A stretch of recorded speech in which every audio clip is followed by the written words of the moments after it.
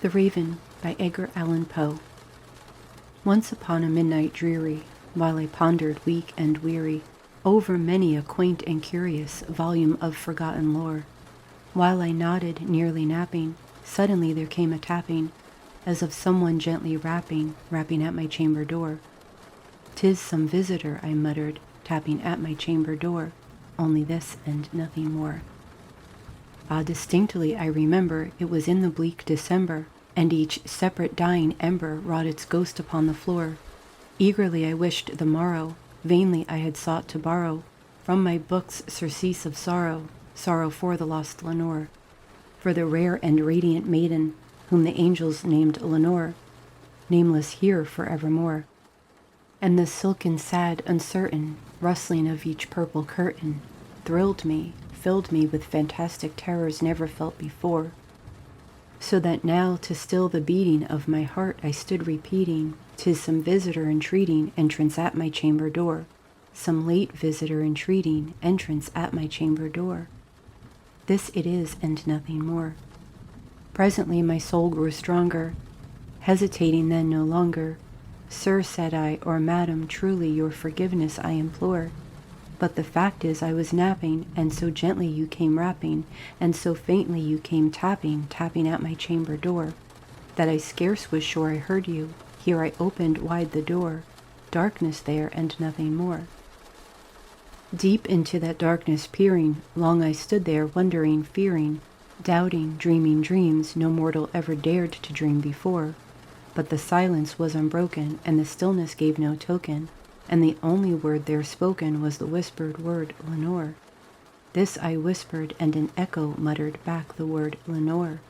Merely this and nothing more. Back into the chamber turning, all my soul within me burning, soon again I heard a tapping, somewhat louder than before. "Surely," said I, "surely that is something at my window lattice. Let me see then what the thread is, and this mystery explore. Let my heart be still a moment, and this mystery explore. 'Tis the wind and nothing more." Open here I flung the shutter, when with many a flirt and flutter, in there stepped a steady raven of the saintly days of yore. Not the least obeisance made he, not a minute stopped or stayed he, but with mien of lord or lady perched above my chamber door. Perched upon a bust of Pallas just above my chamber door, perched and sat and nothing more. Then this ebony bird beguiling my sad fancy into smiling, by the grave and stern decorum of the countenance it wore. "Though thy crest be shorn and shaven, thou," I said, "art sure no craven, ghastly, grim, and ancient raven wandering from the nightly shore. Tell me what thy lordly name is on the night's Plutonian shore." Quoth the raven, "Nevermore." Much I marveled this ungainly fowl to hear discourse so plainly, though its answer little meaning, little relevancy bore. For we cannot help agreeing that no living human being ever yet was blessed with seeing bird above its chamber door, bird or beast upon the sculptured bust, with such a name as Nevermore. But the raven sitting lonely on the placid bust spoke only that one word, as if his soul in that one word he did outpour. Nothing farther than he uttered, not a feather than he fluttered, till I scarcely more than muttered, "Other friends have flown before. On the morrow he will leave me, as my hopes have flown before." Then the bird said, "Nevermore." Startled at the stillness broken by reply so aptly spoken, "Doubtless," said I, "what it utters is its only stock and store, caught from some unhappy master, whom unmerciful disaster followed fast and followed faster, till his songs one burden bore, till the dirges of his hope that melancholy burden bore, of never, nevermore." But the raven still beguiling all my fancy into smiling, straight I wheeled a cushioned seat in front of bird and bust and door. Then upon the velvet sinking, I betook myself to linking fancy unto fancy, thinking what this ominous bird of yore, what this grim, ungainly, ghastly, gaunt, and ominous bird of yore meant in croaking "Nevermore." This I sat engaged in guessing, but no syllable expressing, to the fowl whose fiery eyes now burned into my bosom's core.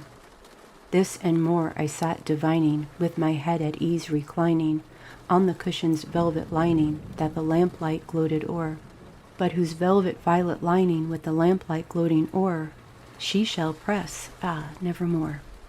Then methought the air grew denser, perfumed from an unseen censer, swung by seraphim whose footfalls tinkled on the tufted floor. Wretch, I cried, thy God hath lent thee, by these angels he hath sent thee, respite and nepenthe from thy memories of Lenore. Quaff, oh quaff, this kind nepenthe, and forget this lost Lenore. Quoth the raven, nevermore. Prophet, said I, thing of evil, prophet still if bird or devil, whether tempter sent or whether tempest tossed thee here ashore, desolate yet all undaunted on this desert land enchanted, on this home by horror haunted, tell me truly I implore, is there balm in Gilead? Tell me, I implore. Quoth the raven, nevermore. Prophet, said I, thing of evil, prophet still if bird or devil, by that heaven that bends above us, by the God we both adore, tell this soul with sorrow laden, if within the distant Aidenn it shall clasp a sainted maiden whom the angels name Lenore. Clasp a rare and radiant maiden who the angels name Lenore. Quoth the raven, nevermore. Be that word our sign of parting, bird or fiend, I shrieked, upstarting. Get thee back into the tempest and the night's Plutonian shore. Leave no black plume as a token of that lie thy soul hath spoken. Leave my loneliness unbroken, quit the bust above my door.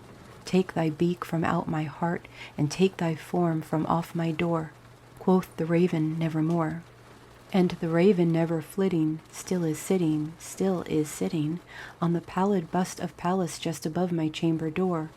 And his eyes have all the seeming of a demon's that is dreaming, and the lamplight o'er him streaming throws his shadow on the floor. And my soul from out that shadow that lies floating on the floor shall be lifted nevermore.